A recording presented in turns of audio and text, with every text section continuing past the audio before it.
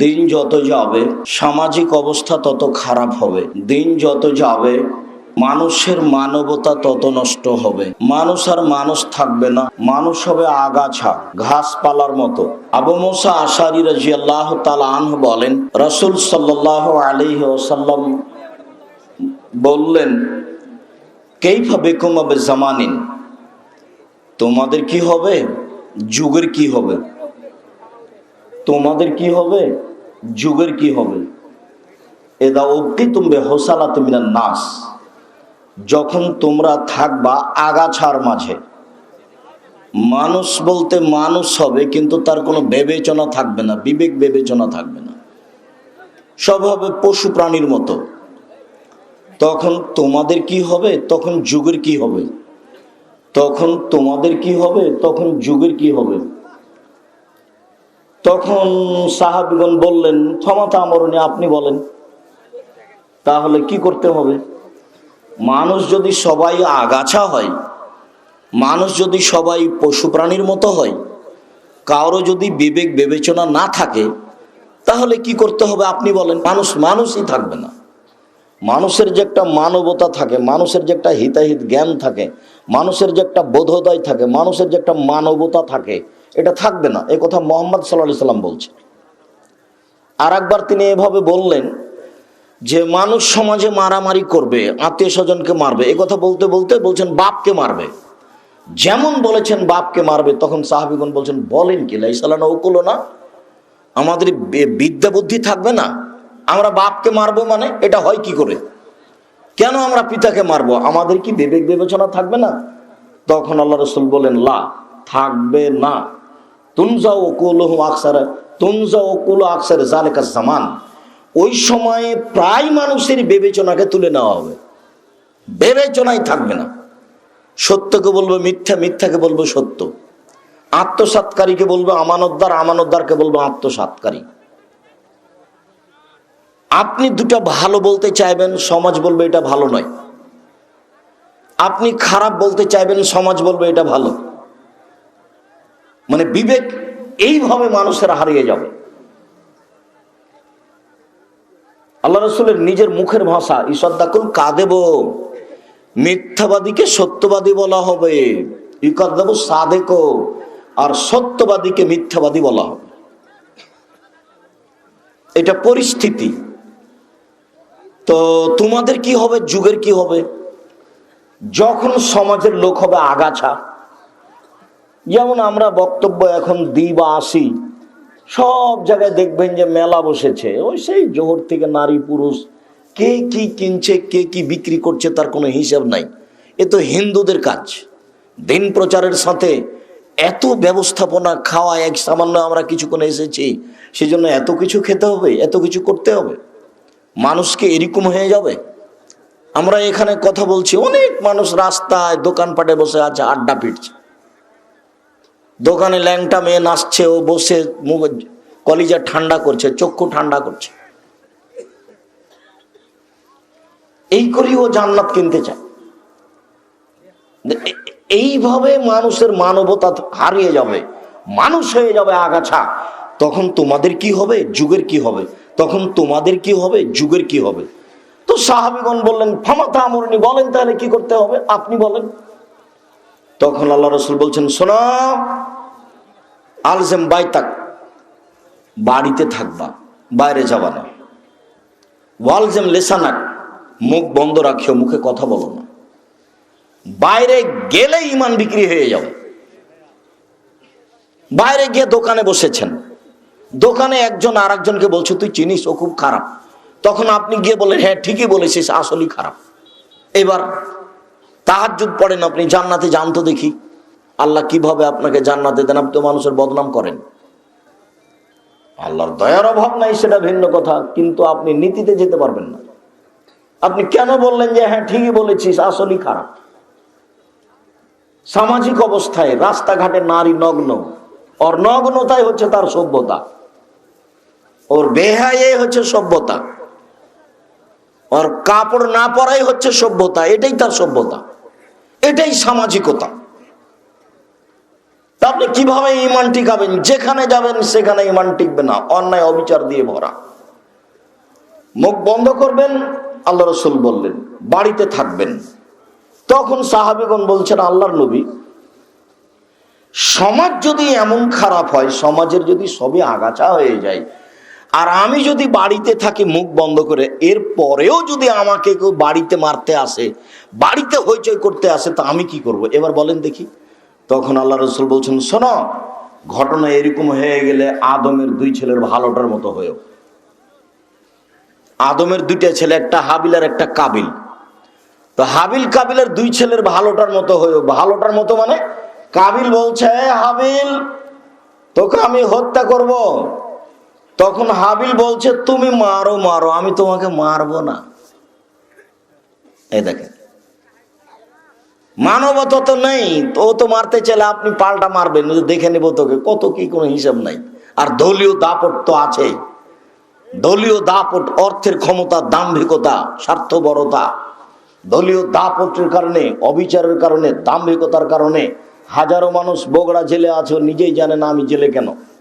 জজ জানে না ঘটনা কি, উকিল জানে না ঘটনা কি, যে জেলে আছে সেও জানে না ঘটনা কি, আমি কেন জেলে। যেদিন মারামারি হয় সেদিন তো আমি ছিলাম না, আমি তো ছিলাম রংপুরে, আমি কি করে 1 নম্বর আসামি হলাম? সামাজিকতা কেমন আপনি দেখেন। হাজারো লক্ষ মানুষ জেলে আছে, ও নিজেই জানে না আমি কেন জেলে। জজ জানে না ঘটনা কি, উকিল জানে না ঘটনা কি, যে শয়তান সাজিয়েছে শুধুমাত্র সেই জানে। জুলুমবাজি চিরদিন চলবে না। মুখ বন্ধ করে নরম হয়ে দুনিয়াতে 2-1 দিন থাকতে হবে, সময় শেষ। যেদিন বিচার শুরু হবে সেদিন তার দাম্ভিকতা দেখা যাবে। সেদিন তিনি বলবেন, আজ কোন মানুষের কোন উপকার করতে পারবে না, একাচ্ছত্র মালিকানা আমার, তার নাম বিচার শুরু হচ্ছে। সেদিন তিনি বলবেন, আইনাল জাব্বার আইনাল মুতাকাব্বির, স্বৈরাচারী, স্বেচ্ছাচারী, দাম্ভিক, জালেমেরা কোথায়? আনা মালিকুল আমলাক, আমি হচ্ছি রাজাধিরাজ। বিচার শুরু হচ্ছে, এরকম পরিস্থিতি দিয়ে বিচার শুরু হবে। বিচার শুরু হলেই বলা হবে, তুমি তোমার ডান দিকে লক্ষ্য করো, ফায়ানজুর আয়মান মিনহু, সেটা ডান দিকে লক্ষ্য করবে, ফায়ারা মা কাদ্দামা মিন আমালিহি, পুরো জীবনের যা কিছু করেছে সব দেখতে পাবে। তুমি আজকে তোমার ভাবিকে নিয়ে মোটরসাইকেলে করে এসেছো বক্তব্য শুনতে, বেকুফ, তোমার এই ছবি ধরে রেখেছে, তুমি বিচার মাঠে এইভাবে দেখতে পাবা। আজকে ভ্যানে এসেছো, চাও, এই চালাই কথা বলছে কেন, এই কথা বলে কেন, তুমি শুনতে পাও না? তুমি শরম পাও না? মুখ খুলে কি করে? তোমার একটু লজ্জাবোধ হয় না কেন? আমি তো তোমাকে শতবার বললাম, তুমি কি আসলে আগাছা? তোমার হিসাব হয় না কেন? দয়া করে আপনি কথা বলবেন, আপনাকে আমি অনেক ভালোবাসি,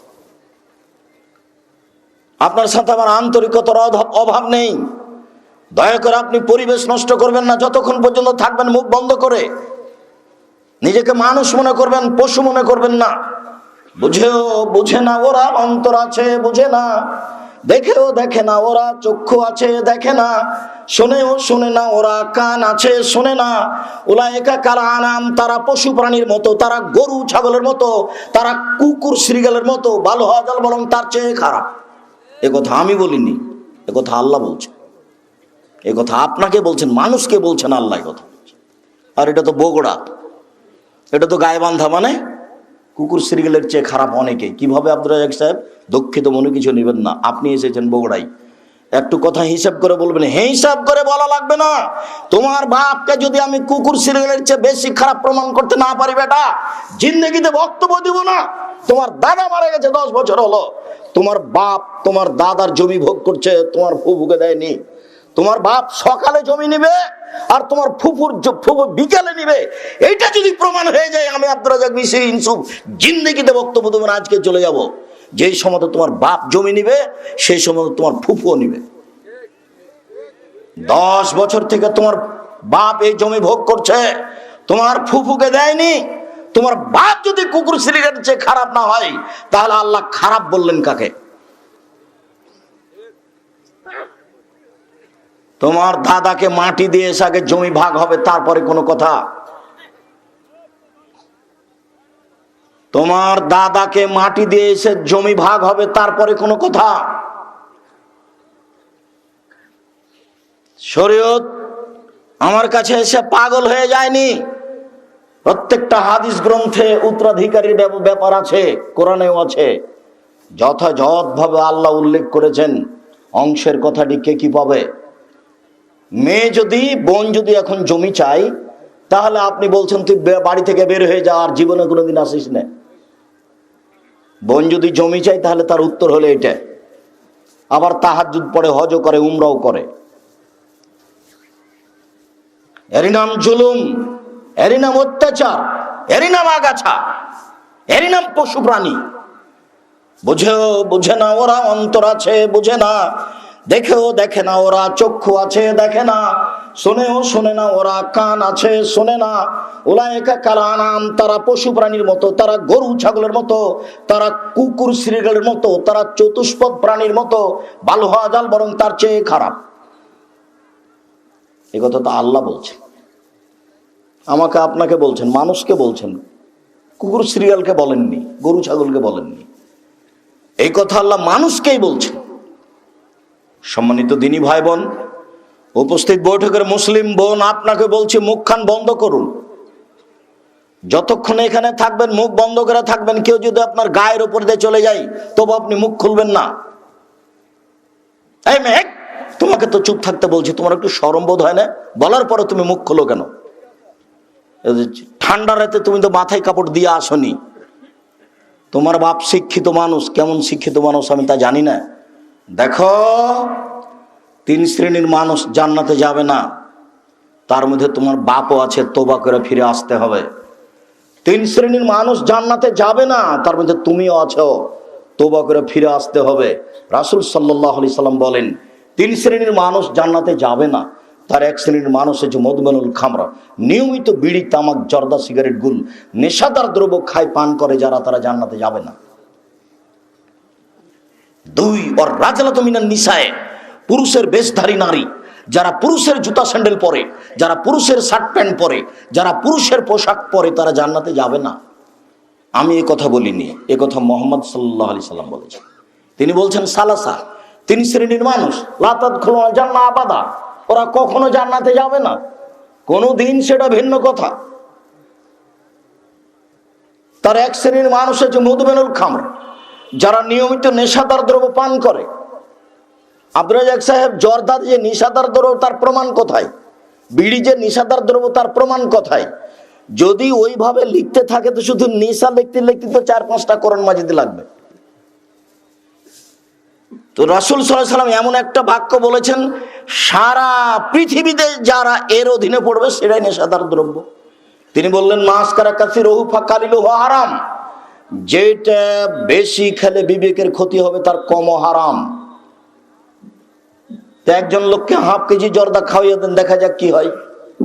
হাফ কেজি জর্দা খাইয়ে দিলে যদি তার বিবেকের ক্ষতি হয়, তাহলে তার একটা কণাও হারাম। এ কথাই মুহাম্মদ সাল্লাল্লাহু আলাইহি সাল্লাম বললেন। অতএব বিড়ি, তামাক, জর্দা, সিগারেট, গুল, নেশাদার দ্রব্য পান করলে তার ফলাফল জাহান্নাম, এর ব্যবসাও হারাম।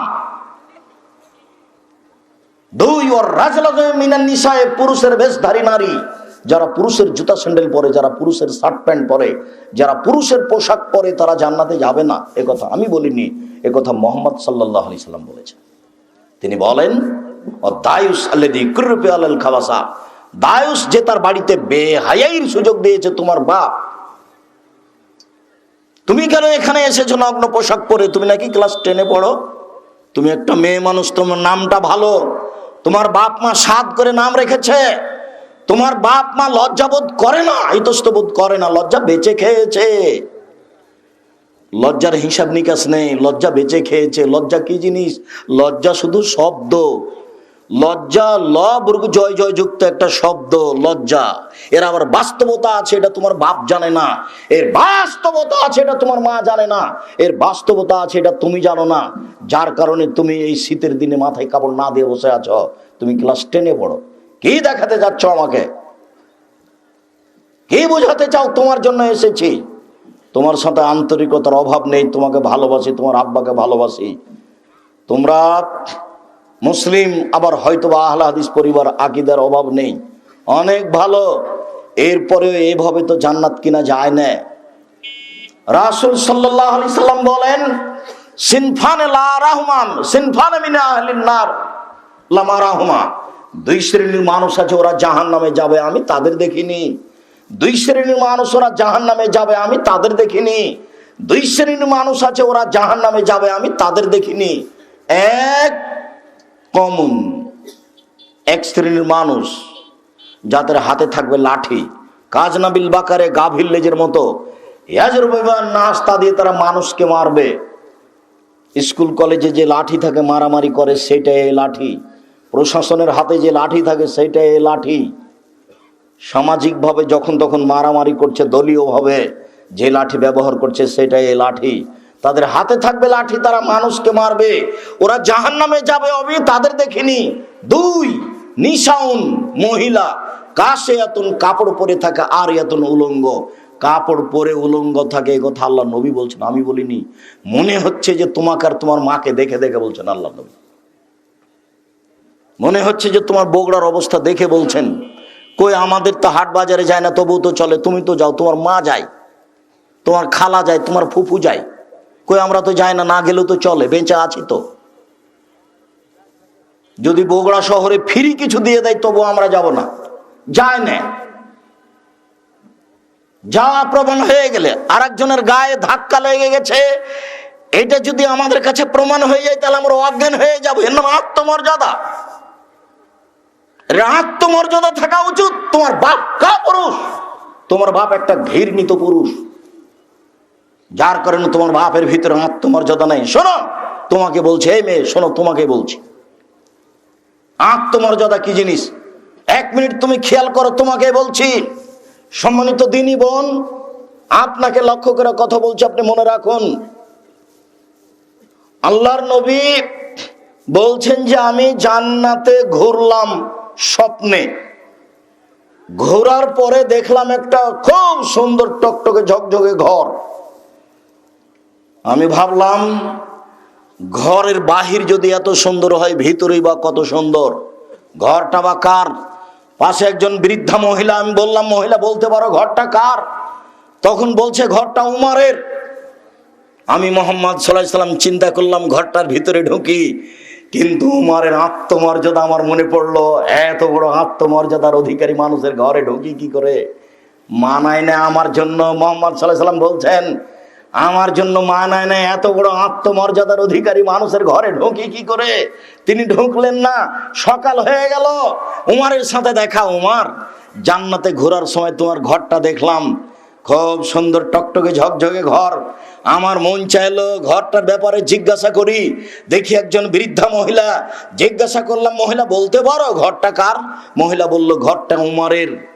স্বাদ হলো ঘরের ভিতর দেখি, কিন্তু তোমার আত্মমর্যাদা আমার মনে হলো আমি কেমনে ঘরের ভিতরে ঢুকি, তোমার আত্মমর্যাদাকে লক্ষ্য করে আমি ঢুকতে মারিনি। তোমার নানা হাজি মানুষ, তোমার দাদাও হাজি মানুষ, আর তোমার মা নির্বাচন করে, লুচ্চাকে বাড়িতে জায়গায় দেয়, চা খাওয়ায়। তোমার মায়ের যদি আত্মমর্যাদা থাকে না, ধর্ম বিক্রি করেছে তোমার মা। রাস্তাঘাটে ঘোরা ভালোবাসে। শুনুন সম্মানিত দিনী ভাই বোন, আত্মমর্যাদা কাকে বলে? আবু বকর সিদ্দিক রাদিয়াল্লাহু তাআলা আনহুর মেয়ে আসমা, জুবাইর স্বামী, গরিব মানুষ। আল্লাহর নবী একটা জায়গা তাকে চাষ করে খেতে দিয়েছেন। একদিন আসমা মাঠে থেকে একটা খেজুরের আঁটি বোঝা মাথায় করে নিয়ে আসছেন। পাশ দিয়ে আল্লাহ রাসূল যাচ্ছিলেন, দেখে আল্লাহ রাসূল বললেন আসমা তুমি আমার সাথে উঠে চলে আসতে পারো, তুমি উটের পিছনে বসো। তখন আসমা বলছেন আমার স্বামী জুবাইরের আত্মমর্যাদা আমি স্মরণ করলাম। আমার স্বামী গরিব মানুষ হতে পারে, আমার স্বামীর একটা আত্মমর্যাদা আছে। রাসূল সাল্লাল্লাহু আলাইহি সাল্লাম পৃথিবীতে সবচেয়ে দামি মানুষ, এই কথা ঠিক, কিন্তু আমার স্বামীকে না বলে আমি আল্লাহ রাসূলের পিছনে বসবো, আমার স্বামীর আত্মমর্যাদা আছে, এটার আমি হানি করবো, এটা আমি চাই না। আমি লজ্জা করলাম, আমি বললাম জি না, আমি উঠবো না। আমি বাড়ি চলে গেলাম, আমার স্বামীকে বললাম ঘটনা এই। তখন জুবাইর বলছেন দেখো আসমা, তুমি খেজুরের বোঝা আঁটি মাথায় করে নিয়ে আসছো, এটাই আমার আত্মমর্যাদাতে বেশি বাধা দিচ্ছে। তুমি রাসূলের পিছনে চলে আসলে যতটুকু বাধা দিত তার চেয়ে অনেক অনেক বেশি। আমার খুব খারাপ লাগে, আমাকে খুব খারাপ লাগে আসমা, যে তুমি মাঠ থেকে একটা খেজুরের আঁটি বোঝা মাথায় করে নিয়ে আসো আসমা, এটা আমার আত্মমর্যাদায় বাধা দেয়। আর তুমি বাজার করো, তোমার মা বাজার করে, তোমার খালা বাজার করে, তোমার নানি বাজার করে, তোমার গোষ্ঠী বাজার করে, কারোর আত্মমর্যাদা নেই, কারোর কাছে ধর্মের দাম নাই, এক পয়সা ধর্মের দাম নাই। আসা আর যাওয়া, মনে কিছু নেবেন না, আপনি আমার দিনী ভাই, মনে কিছু নেবেন না, আপনি আমার দিনী বোন, আপনার উপরে আমার আন্তরিকতার অভাব নেই। সম্মানিত দিনী বোন, আপনাকে দেখাচ্ছিলাম আত্মমর্যাদা। আসমা, তুমি খেজুরের বোঝা আঁটি মাথায় করে মানুষের মধ্যে দিয়ে আসো, এটা আমাকে খুব বাধা লাগে, এর নাম আত্মমর্যাদা। তোমার মা আসকারা মাস্কারা আইলা মাইলা চোখে দিয়ে গায়ে মুখে দিয়ে বাজারে ঘুরে, তোমার বাপ খুব ভালোবাসে, তাকে ভালো লাগে, তার মানে পশু প্রাণীর মতো হয়ে গেছে বাপ, কুকুর সিলারির মতো হয়ে গেছে বাপ। বুঝে না, বুঝে না, ওরা অন্তর আছে বুঝে না, দেখেও দেখে না, ওরা চক্ষু আছে দেখে না, শুনেও শুনে না, ওরা কান আছে শুনে না। ওরা একে কালানাম, তারা পশু প্রাণীর মতো, তারা গরু ছাগলের মতো, তারা কুকুর সিরিগালের মতো, ভালো হাজাল বরং তার চেয়ে খারাপ। সম্মানিত দিনী বোন, আপনার কাছে আছি, আপনি একটু বিবেচনা করুন। নিসাউন মহিলা, কাছে এতন কাপড় পরে থাকে, আর এতন উলঙ্গ। আমি বলিনি এই কথা, মুহাম্মদ সাল্লাল্লাহু আলাইহি ওয়াসাল্লাম বলছেন। বলেন আপনার গায়ে যে পোশাক আছে সেটা উলঙ্গ কিনা? ছোট ব্লাউজ পরে আছেন, কোনই পর্যন্ত হাত দেখা যায়, এটা কি? পাতলা, একেবারে পাতলা পোশাক পরে আছেন, গায়ের সবকিছু দেখা যাচ্ছে, এটা কি? হাঁটু পর্যন্ত পা দেখা যাচ্ছে, এইটা কি? একবারে বোকার মতো, পশু প্রাণীর মতো একবারে লম্বা লম্বা চুল ছেড়ে দিয়ে রাস্তায় হাঁটছেন, এটা কি? রাসূল সাল্লাল্লাহু আলাইহি সাল্লামের কথাকে উপেক্ষা করার চেষ্টা করিয়েন না। প্রথমত আপনি মুসলিম, দ্বিতীয়ত আপনি সঠিক আকীদা আহলে হাদিস মানুষ, তৃতীয়ত আপনি সঠিক কোরআন হাদিসকে ভালোবাসেন, এর বাস্তবায়ন করুন, অনুরোধ রক্ষা করুন, ভালো হবে। রাসূল সাল্লাল্লাহু আলাইহি সাল্লাম শেষ বাক্যে বললেন, মুমিলাতুন, তারা পুরুষের দিকে আকৃষ্ট হয়, পুরুষকে আকৃষ্ট করে। মায়লাতুন, তারা নিজেরা পুরুষের দিকে আকৃষ্ট হয়, পুরুষকে নিজের দিকে আকৃষ্ট করে। ওই মেয়ে যখন রাস্তায় হাঁটে, সব পুরুষ তাকে দেখতে থাকে, শয়তান তাকে দেখতে বাধ্য করে। প্রত্যেকটা খারাপ কাজ শয়তান ভালো করে দেখায়। একবার মেয়েটাকে দেখার পরে শতবার দেখার ইচ্ছা হয়, মানে শয়তানে কাজ করছে ভিতর থেকে। পুরুষকে নিজের দিকে আকৃষ্ট করে মায়লাতুন, সে নিজেও পুরুষের দিকে আকৃষ্ট হয়। নইলে রাস্তায় হাঁটে তখন কেন কেমন কেমন করে, একবার রাস্তা ডান দিকে যায়, একবার বাম দিকে যায়, একবার হাত হিলায়, একবার ভাঁজ করে কথা বলে, কেন জানি কেমন কেমন করে, কেন জানি আনছান আনছান করে, এই দিকে সেই দিকে যায়। তার মানে এ নিজেই পুরুষের দিকে আকৃষ্ট হয়েছে। নইলে লজ্জাবোধ করে না কেন, ইতস্তবোধ করে না কেন? এই ছেলে, তোমার মনে আছে তোমার ফুফুকে কোনোদিন আনতে গেছো? তোমার ফুফুকে যেদিন তুমি আনছিলে সোনাতলা থেকে, তোমার মনে আছে রাস্তায় একটা লোক পড়েছিল? যতবার রাস্তায় তোমার ফুফুর লোক পড়েছে, তখন তোমার ফুফুর গায়ে ছিল একটা বড় চাদর, রাস্তার এক পাশে এভাবে দাঁড়িয়ে যেত। তারপর যখন লোকটা পার হয়ে যেত, তখন তোমার ফুফু হাঁটতো। এটা কি আপনাদের মনে হয়? এ তো সেদিনের কথা। তার নাম আত্মমর্যাদা। যে কোনো পুরুষ মানুষ সামনে আছে, তার সামনে মুখামুখি হই কি করে? তার জন্য আপনার ফুফু, আপনার খালা, আপনার মা এক পাশে দাঁড়িয়ে যেত, রাস্তা ছেড়ে লোকটা পার হয়ে গেলে হাঁটতো।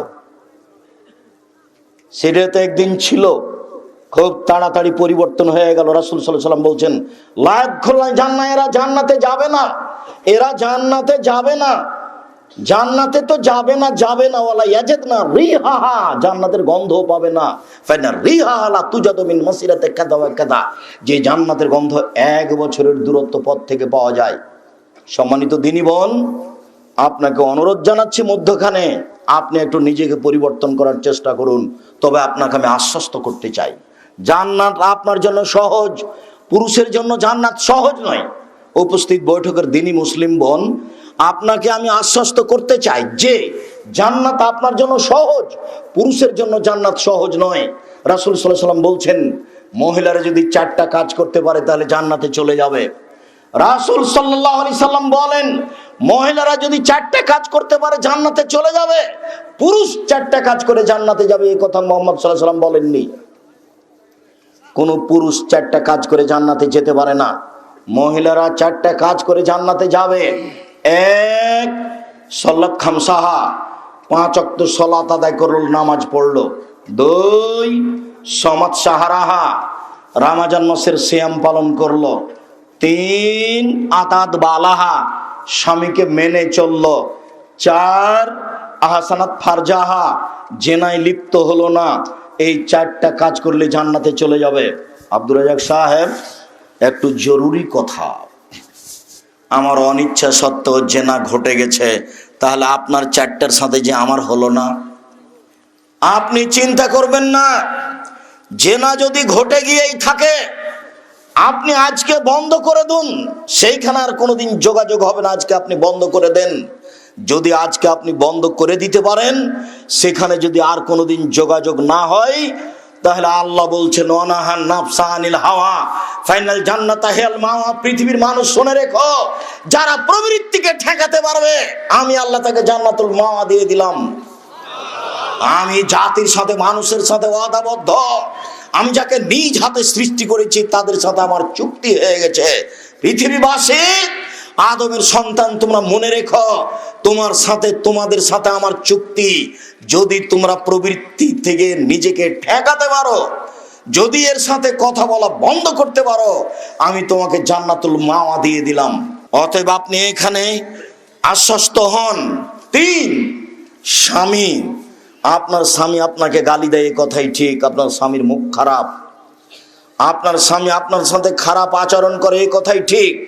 এরপরে আমরা বলছি, আমি আপনার দিনী ভাই, আমি আব্দুর রাজ্জাক বিন ইউসুফ আপনার দিনী ভাই, আপনাকে আমি পরামর্শ দিচ্ছি, আপনি স্বামীকে মেনে নেন। তিতে লাগলেও মানেন, মিঠা লাগলেও মানেন, যা বলছেন সেটাই মেনে নেন। আপনি যদি একে ছেড়ে অন্য জায়গাতে যান, পরবর্তী যদি কোনো স্বামী হয়, তাহলে সে যে এর চেয়ে ভালো হবে, এটা আপনি কি দিয়ে মনে করছেন? অতএব কষ্ট হলেও মেনে নেন, তাতেই ভালো হবে। আপনার কাছে 1 গ্লাস পানি চাইলো, রাগ হয়ে আছে কতদিন থেকে, কথা বলছেন না, গিলাসটা নিয়ে থ্যাকস করে রেখে দিয়ে এদিকে মুখ করে চলে গেলেন, এটা ভালো হবে না। হয় তার সাথে সংসার ভালো করে করেন, আর না হলে আপনি খোলা তালাক করে চলে আসেন। ঝুলন্ত অবস্থায় থাকিয়েন না। যতদিন পর্যন্ত ঝুলন্ত অবস্থায় থাকবেন, ততদিন পর্যন্ত ইবাদত কবুল হবে না। হোক তার মুখ খারাপ, মেনে নেন, আল্লাহর কাছে অভিযোগ পেশ করেন। রাত 1টা 2টার সময় অজু করে সুন্দর করে 2 রাকাত সালাত আদায় করে আল্লাহকে বলেন, আল্লাহ তুমি আমার স্বামীর মুখখান ভালো করে দাও। কান্নাকাটি করে বলেন, শোনার জন্য তিনি প্রতীক্ষমান আছেন। তিনি বলেন, ইবনে আদম মা দাউতানি ওয়া রাজাউতানি, এই আদমের ছেলে মেয়ে শোনো, তুমি যেভাবে ডাকো আমি সেভাবে শুনি। আদমের ছেলে মেয়ে শোনো, তোমরা যেভাবে ডাকো আমি সেভাবে শুনি, যেভাবে আশা পোষণ করো আমি সেভাবে পূর্ণ করে থাকি। আদমের ছেলে মেয়ে শোনো, যেভাবে আশা পোষণ করে থাকো আমি সেভাবে পূর্ণ করে থাকি, যেভাবে ডাকো আমি সেভাবে শুনে থাকি, যেভাবে আশা পোষণ করো সেভাবে আমি পূর্ণ করে থাকি। ফাস্তাগফারতানি গাফারতু লাকা ওয়ালা উবালি আলা মা কানা মিনকা, তুমি আমার কাছে ক্ষমা চাইলে তোমাকে আমি ক্ষমা করে দিব। আমি পরোয়া করি না তুমি কত বড় পাপী, আমি পরোয়া করি না তুমি কত বড় পাপী, আমি পরোয়া করি না তুমি কত বড় পাপী। তুমি আমাকে একটু বলো না, তুমি যেভাবে বলো আমি সেভাবে থাকি, যেভাবে আশা পোষণ করো আমি সেভাবে পূর্ণ করে থাকি। তার নাম আল্লাহ। নিরাশার কিছু নেই। আল্লাহকে আপনি বলেন, আল্লাহ আমার স্বামীর মুখখান ভালো করে দাও। কান্নাকাটি করে আপনি বলেন, ইনশাল্লাহ আপনাকে অনেক আদর করবে অচিরেই। আল্লাহ তাআলা বলেন, ইবনে আদম লা বালাগা যুনুবুকা আনানাস সামায়ে, তোমার পাপ বেশি হতে হতে যদি আকাশে লেগে যায়, আদম সন্তান শোনো, পাপ আর পাপ, আকাশ জমিন পরিপূর্ণ হয়ে আছে পাপ। ফাস্তাগফিরতানি, এরপরে যদি আমার কাছে ক্ষমা চাও, গাফারতু লাকা, তোমাকে আমি ক্ষমা করে দেবো। ওয়ালা উবালি, আমি পরোয়া করি না তুমি কত বড় পাপী, আমি পরোয়া করি না তুমি কত বড় পাপী। অতএব সম্মানিত দিনী বোন, আপনার কাছে আবারও আমাদের পক্ষ থেকে আন্তরিকভাবে অনুরোধ রইল, আপনি স্বামীকে মেনেই চলুন, ভালো হবে। শান্তি পাবেন, সংসার সুখী হবে।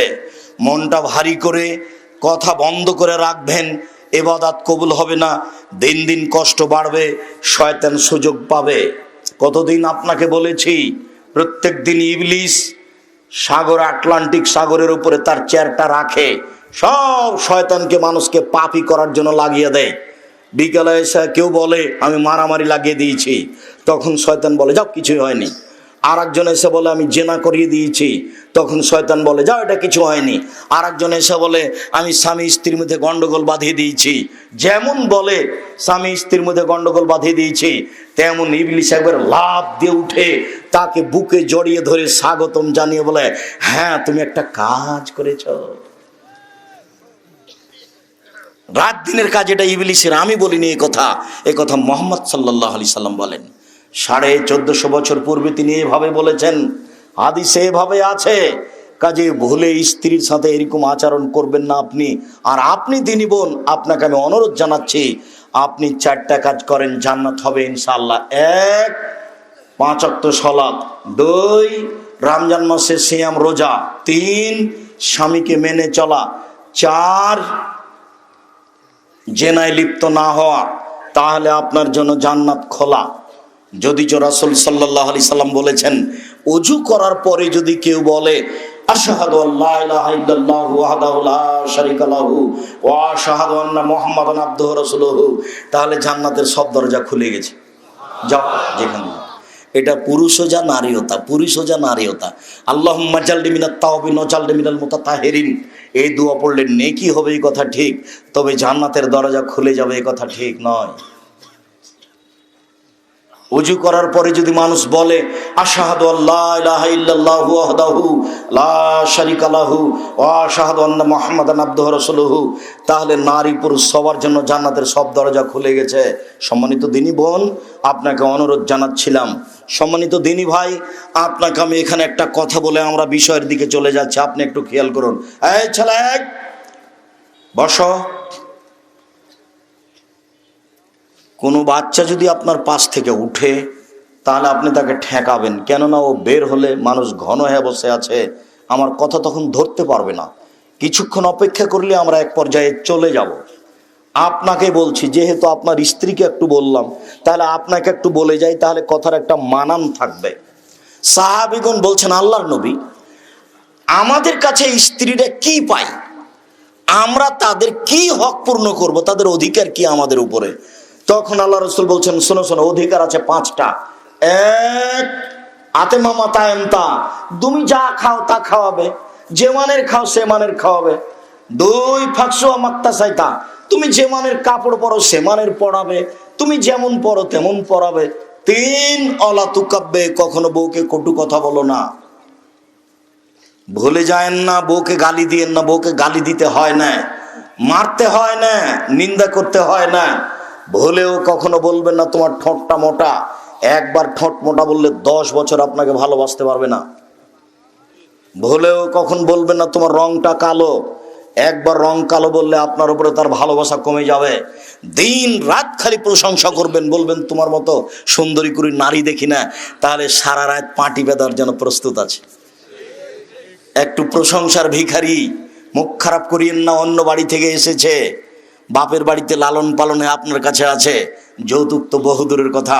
আমি তো আপনাকে বলেছি, ভিক্ষা করা টাকা দিয়ে চাউল কিনে ভাত খেয়ে ইবাদত কবুল হবে, যৌতুকের টাকা দিয়ে চাউল কিনে ভাত খেয়ে ইবাদত কবুল হবে না। যৌতুক ফেরত দিতে হবে। তোমার বাপ বেটা নাকি দুইজনই যৌতুক নিয়েছ, কি তোমাদের কেউ ভিক্ষা দেয় না?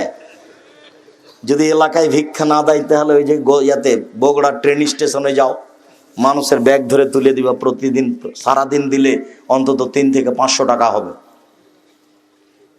যৌতুক নিবা কেন? তোবা করো, মনে মনে তোবা করো, যে জায়গাটা গিয়ে এই টাকাটা ফেরত দিব।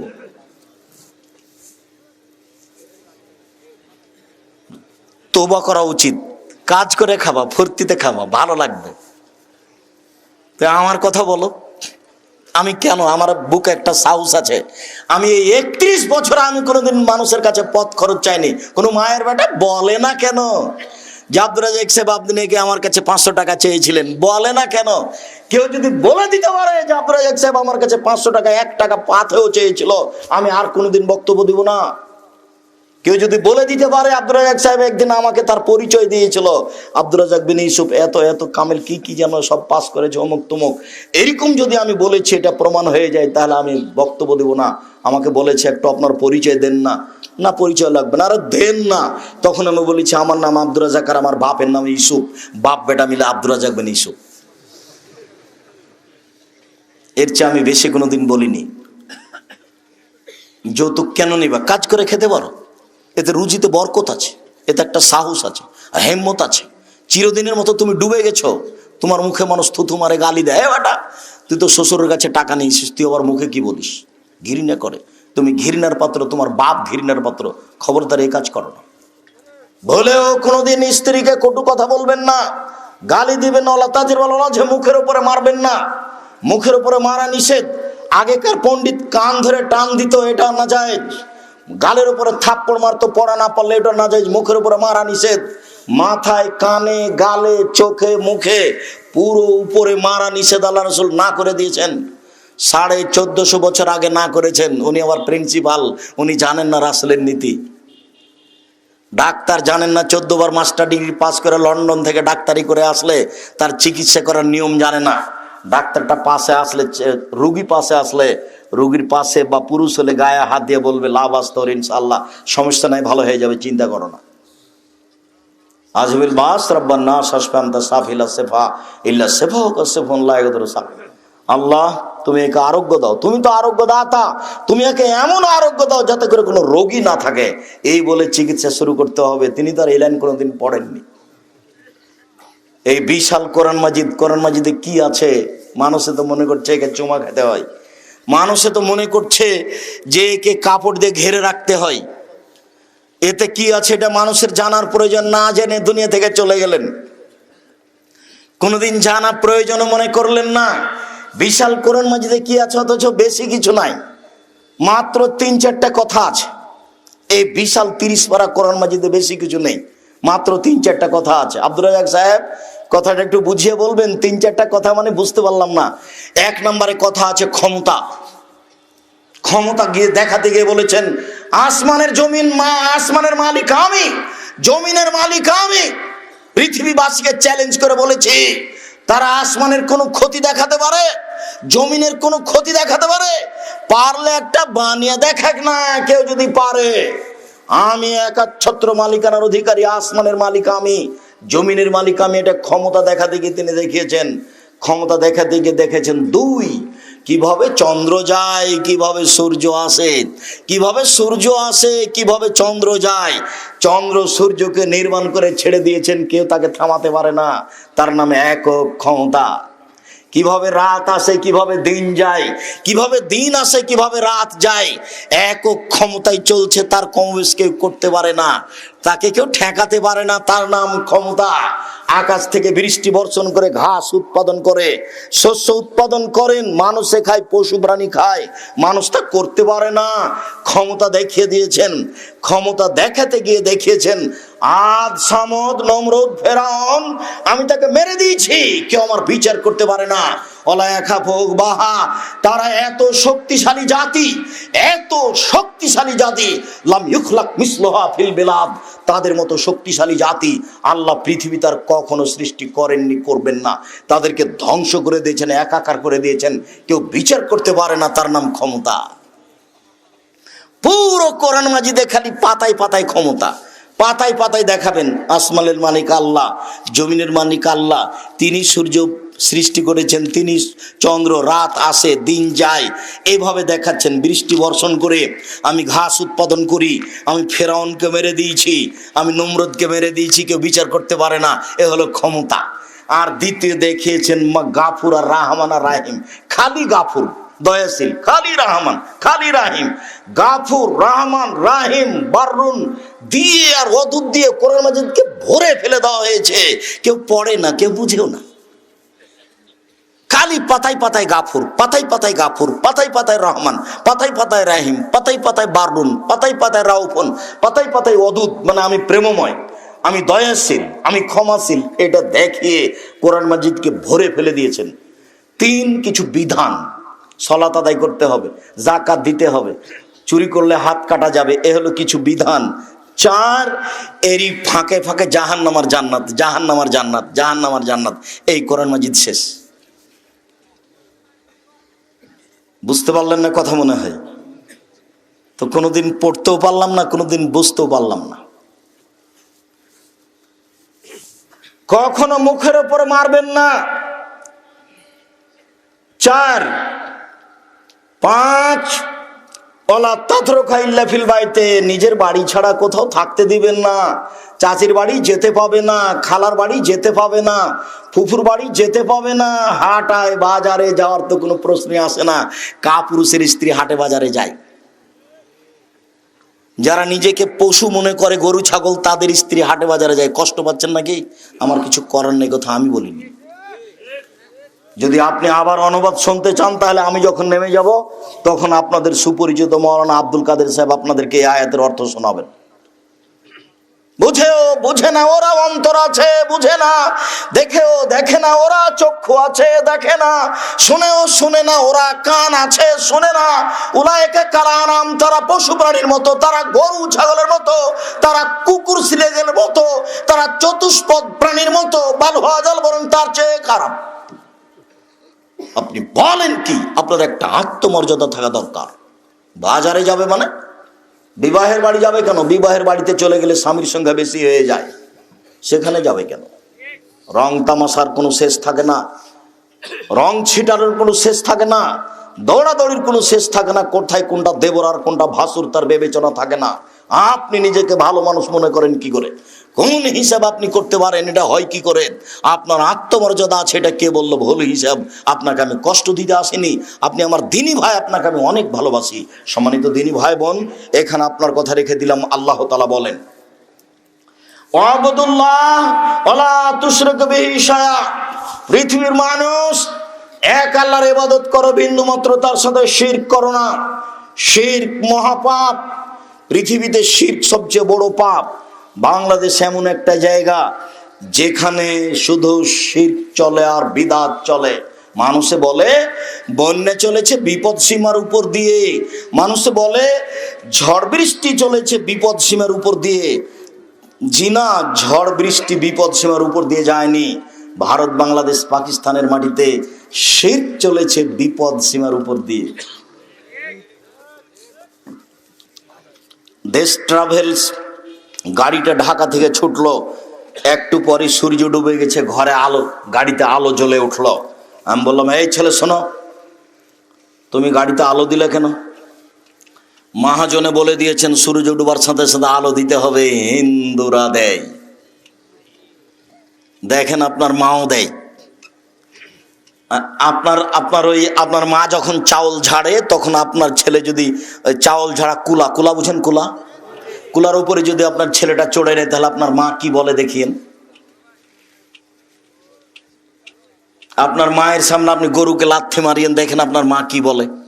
আর এদেশের শিক্ষা প্রতিষ্ঠান, অফিস, আদালত, কোর্ট কাচারি সব একবারে শিরক দিয়ে ভরা।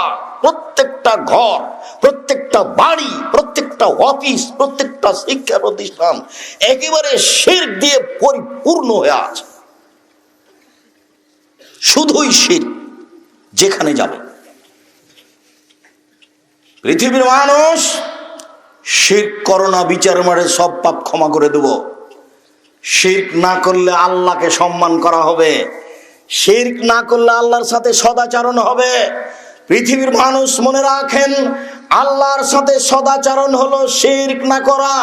1 মিনিট। একদা আল্লাহর নবী এক গাধার উপরে বসেছিলেন, পিছনে মুআয ইবনে জাবাল ছিলেন। মানে দুইজন পাশাপাশি বসে আছেন। গাধা তো একবারই ছোট প্রাণী। পাশাপাশি দুইজন, আগে আছেন আল্লাহর নবী, পিছনে আছেন মুআয ইবনে জাবাল। আল্লাহর নবী বলছেন, মুআয। তো মুআয ইবনে জাবাল বলছেন, লাব্বাইক ওয়া সাদাইক, জি প্রস্তুত, বলেন কি বলছেন। তিনি বলছেন, মুআয। তো মুআয ইবনে জাবাল বলছেন, লাব্বাইক ওয়া সাদাইক, জি প্রস্তুত, বলেন কি বলছেন। আবার বলছেন, মুআয। তো মুআজ বলছেন লাব্বাইক ওয়া সাদাইক, জি আল্লাহ রাসূল প্রস্তুত। বলেন কি বলছেন? আল্লাহ রাসূল তো কথা বলছেন না, খালি এইটাই বলছেন। কেন? ওনাকে প্রস্তুত করে নিচ্ছেন আমার কথা যেন 19-20 না হয়। আর আপনি দাঁড়িয়ে গল্প করবে না, আমার বক্তব্য শুনবেন, এটা কথা হলো? কথা বুঝাতে পারিনি এখনো। আল্লাহ রাসূল মুআজকে বলছেন, মুআজ কি দূরে আছে? বলেন তো কোথায় আছে?